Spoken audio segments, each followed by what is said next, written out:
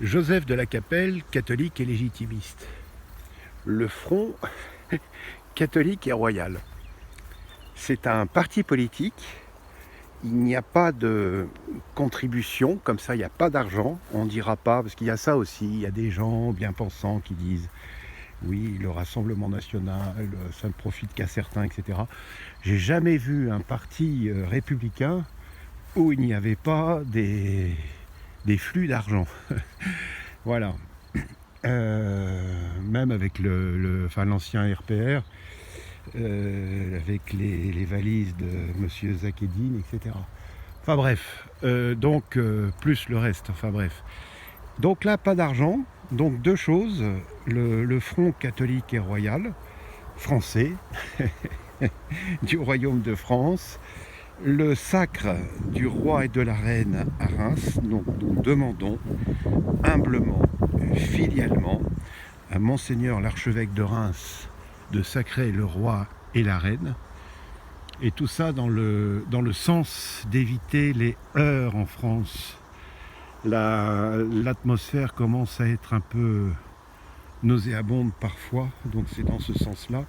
Et de permettre simplement aux Français qui le désirent de faire allégeance au roi. Aujourd'hui, la manière la plus simple de faire allégeance au roi, il n'y a qu'une seule association dont le roi, donc dont Louis XX est président d'honneur, ainsi que son père et son grand-père, et c'est son grand-père, le prince Henri, qui l'avait fait, qui s'appelle l'Institut de la Maison de Bourbon. Donc même si vous êtes pauvre, etc., si vous nous donnez 5 ou 10 euros par an, tant pis, il faut vous trouver un parrain, vous pouvez les appeler, avoir un parrain sur la région qui vous est donnée, etc., donner vos motivations, etc.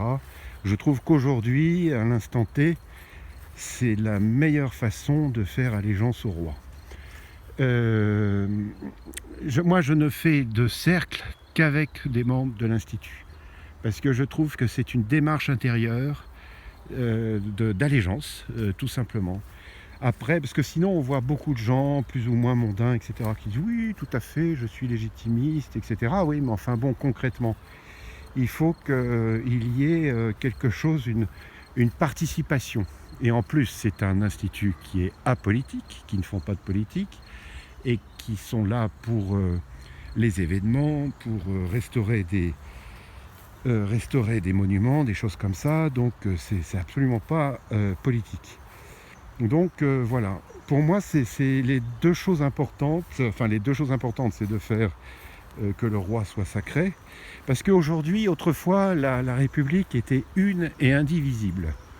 Aujourd'hui, les divisions sont, au-delà des partis politiques, sont multiples. Il y a des branches, on va dire, musulmanes, il y a des branches catholiques, il y a des branches, de toutes sortes, LGBT, voilà, l'arc-en-ciel, féministes, les juges, enfin il y a plein de choses aujourd'hui. La République est complètement éclatée.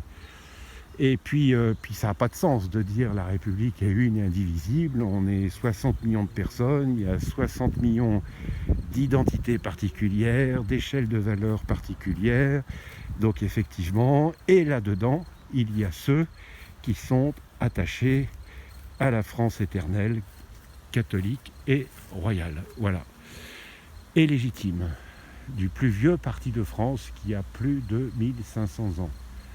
Le parti légitimiste, qui est plus qu'un parti. C'est un état, c'est une manière d'être, métaphysiquement, c'est quelque chose de très profond et qui est lié à la foi et à notre attachement que nous avons à notre Seigneur Jésus-Christ et à Notre-Dame. Voilà. Et à la Sainte Église. À très bientôt à tous. Bon courage à vous. Bon courage à vous. Sainte Jeanne d'Arc, Notre-Dame de France, Notre-Dame de Boulogne, Saint-Joseph, Sainte Thérèse de l'Enfant Jésus, tous les saints et les saintes de France et de l'univers, priez pour nous. Deus et Rex. À très bientôt à tous. Deus et Rex.